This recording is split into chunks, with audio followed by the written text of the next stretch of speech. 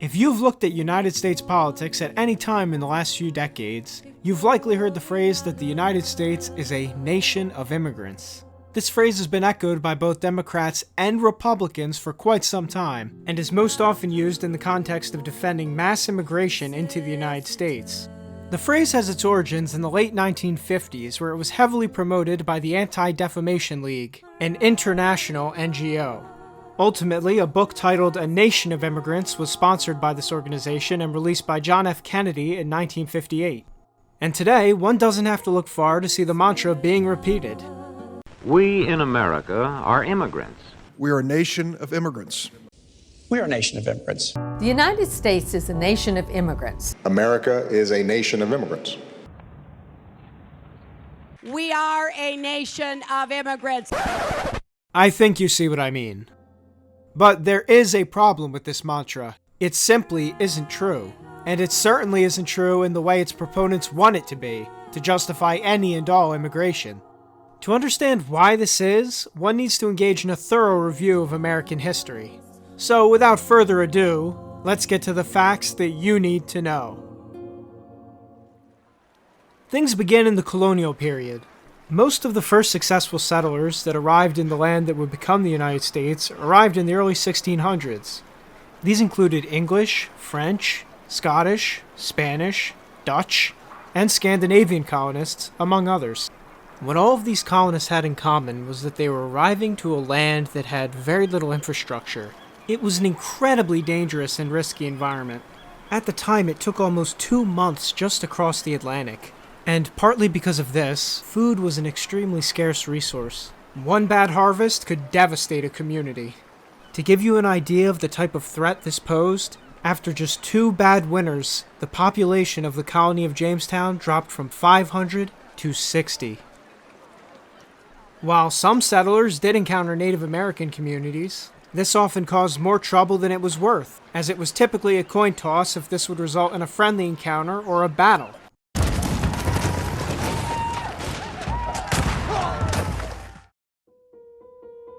So, here's what should be underlined about this time period. Firstly, the settlers were not arriving to a well-established country. They were arriving to what was largely wilderness, and they faced threats of famine, weather, and Native American attacks. Secondly, the majority of these settlers were coming from Europe. The English, French, and Spanish would go on to dominate the Americas. Those coming to colonial America who were not from Europe were for the most part slaves brought from Africa. However, it's important to point out the scale. Slaves comprised less than 5% of the 13 colonies' population until the year 1690, almost 80 years after the first colony was established. And finally, it took months making a dangerous journey across the Atlantic for anyone coming to the Americas to even have hope of settling. It's often argued that the United States government had more hands-off immigration policy in its early decades. But there's 2 issues with this. The first is that immigration was still largely controlled by the states, and the second, and more important, is this brutal journey. Until the mid-1800s, a ship crossing the Atlantic could only carry about 500 passengers on an extremely crowded ship. Many of the passengers wouldn't survive that kind of journey due to disease and other problems. The technology that would allow for true mass migration did not yet exist, and would not exist until the turn of the 20th century, which we'll get to in a little bit. Even into the 1850s, there were thousands of immigrants dying in the Atlantic Ocean trying to get to the United States. The fact that there was a relatively low number of new arrivals coming to the young U.S., combined with the fact that those who did come had to be incredibly competent to make the journey, is why the U.S. had laxer immigration laws in its first few decades.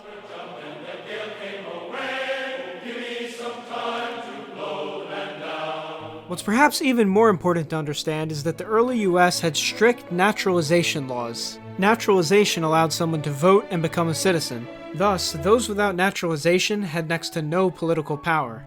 The Naturalization Act of 1790 restricted this naturalization to only free white people of good character who had been in the US for 2 years. In 1795, that requirement was up to 5 years. The act also required those being naturalized to renounce all allegiance to any foreign power or state. This law remained largely unchanged until 1870, when aliens of African descent were also given access to naturalization. This means that for the first 100 years of US history, immigrants were unable to become citizens or vote unless they were vetted Europeans who had lived in the country for 5 years. Does that sound like a nation of immigrants to you?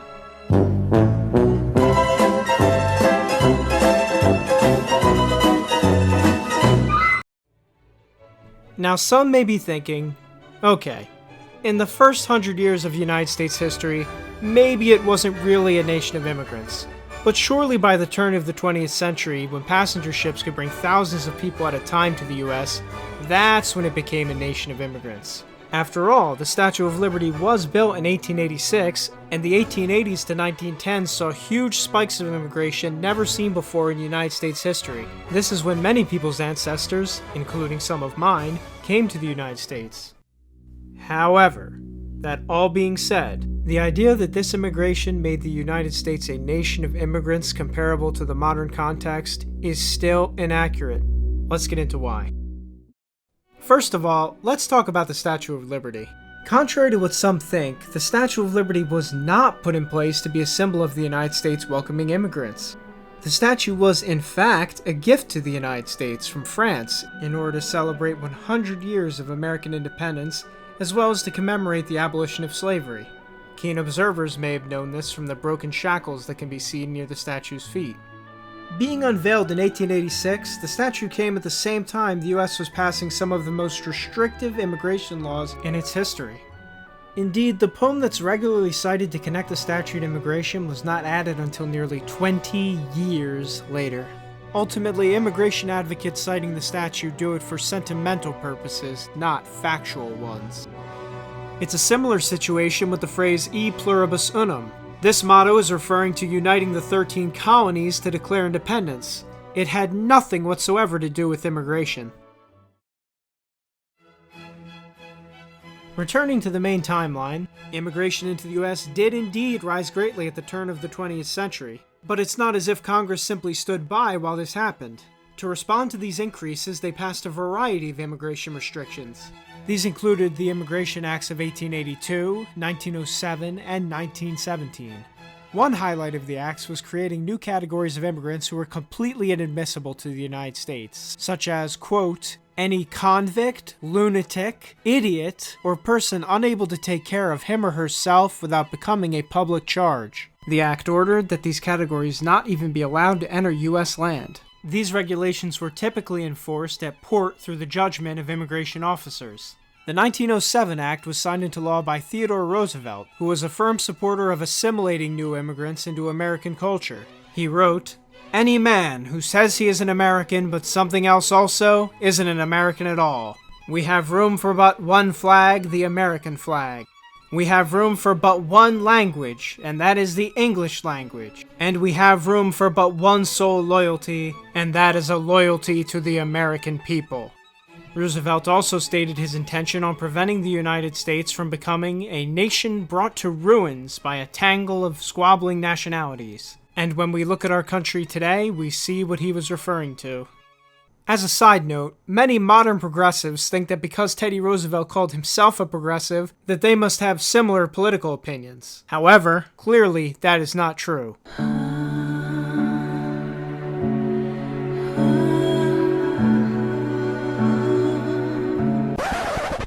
Moving on, though, it's also important to note that during this time, as it was through all of US history to this point, almost all of the new immigrants were arriving from Europe. This time, the majority were coming from Southern and Eastern Europe, though Northern and Western Europe, as well as Canada, continued to make up a sizable portion. The Chinese Exclusion Act had also been passed in 1882, and it banned effectively all East Asian immigration. So, what are the main takeaways from this time period? The first is that, although the US was indeed allowing in new immigrants, it was only accepting them from specific parts of the world, mainly Europe. Secondly, it required that strict competency, financial, and moral standards be met by these new immigrants. Any suggestion that the United States just allowed anyone into the country during this time is the opposite of reality. Furthermore, and this is important, the US population was growing mostly from native births, not from new immigrants. In 1910, American women had a fertility rate of 3.4. To put that into perspective, the modern US fertility rate is 1.8, the lowest in its recorded history. As if everything so far wasn't bad enough for the Nation of Immigrants narrative, things get even worse for it in the 1920s. In 1924, Congress completely overhauled immigration. It established a quota system that would put hard caps on immigration and allow in new ones based on the demographics of the 1890 census. The main effect of this was that immigrants from Western Europe received the largest portion of the visas. What Congress had decided was to set a clear demographic path for the United States and its future. The U.S. Office of the Historian puts it thus: in all of its parts, the most basic purpose of the 1924 Immigration Act was to preserve the ideal of U.S. homogeneity. To Congress in the 1920s, it was common sense that genetic and cultural ties between people were the bedrock of prosperous nations. That sense is seemingly lost on many politicians and voters today. The quota system was ultimately very successful. Through both the 1930s and 40s, immigration stayed very low compared to previously. This low level made assimilation very easy.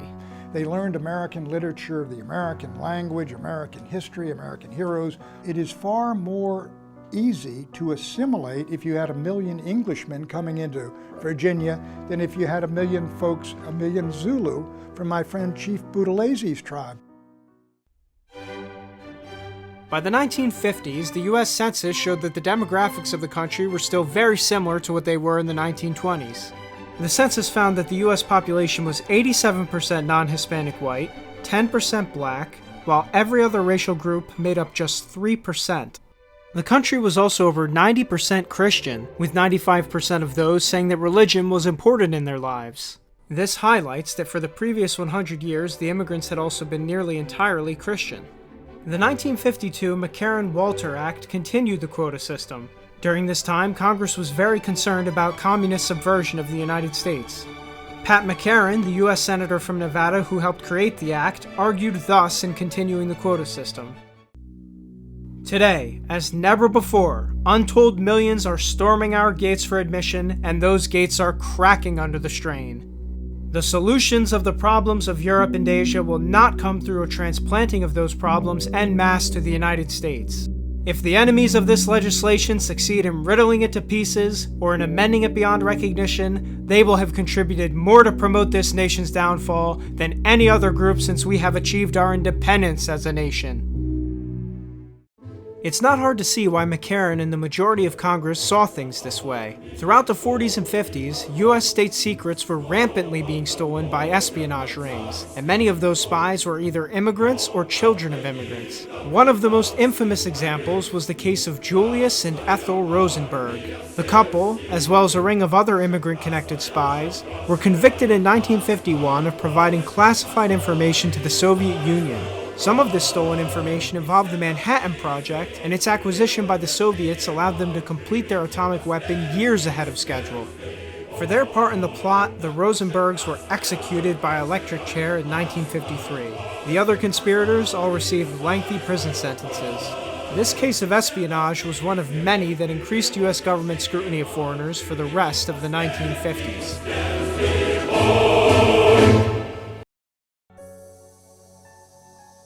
So, as the 1960s approached, the United States was still not a nation of immigrants in any meaningful way. Quotas had upheld the European and Christian character of the country, and even among those European immigrants, preference was given to the founding Western European stock. Native births had continued to drive the country's population increase, not immigration. The baby boom stands out as an example of this. So you may be thinking, wait a minute, how did the United States go from having strict quotas, mostly European Christian immigrants, and a Congress skeptical of foreigners, to the modern-day immigration system? In the modern-day immigration system, not only are there not quotas, but about 1 million immigrants enter the United States every single year from all over the world. The answer to this is the 1965 Immigration Act, or the Hart-Celler Act, signed into law by Lyndon B. Johnson. Now, covering this act really deserves its own video, but in summary, It established a new immigration system primarily based on family ties and employment preferences. It abolished all national origin qualifications to immigrate. That meant that the quota system was no more. One of its other most lasting effects was allowing new immigrants to sponsor their family members to also enter the country. This phenomenon is now called chain migration.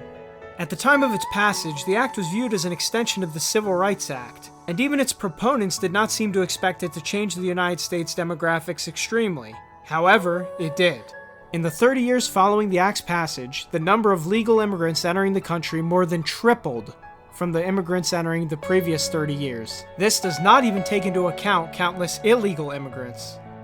But in any case, since 1965, no longer are Europeans the main source of US immigrants. In fact, European countries are now towards the bottom of the list. In their place are countries like Mexico, China, India, and the Philippines. Mexico has been the largest source of immigration nearly every year since 1965, only being surpassed by India in 2017. This wild transformation was in part driven by economic factors. By the 1950s, the US and Europe had some of the highest standards of living in the entire world. Because of this, many Europeans no longer felt the need to immigrate to the United States. At the same time, the economic gap between the Western world and the Third World continued to increase. This caused many to scramble to take advantage of the US's new lax immigration policy. And to be clear, neither of these trends has changed in the last 60 years. Truthfully, the only similarity between immigrants before 1965 and immigrants now is that they're immigrants. The circumstances have entirely changed. A new immigrant to the United States in 2020 is offered welfare programs, public benefits, and a standard of living that immigrants arriving in the 1800s and early 1900s could only dream of. On top of this, new immigrants today are allowed to keep their citizenship to other countries. This has created some conflicts of interest, to say the least.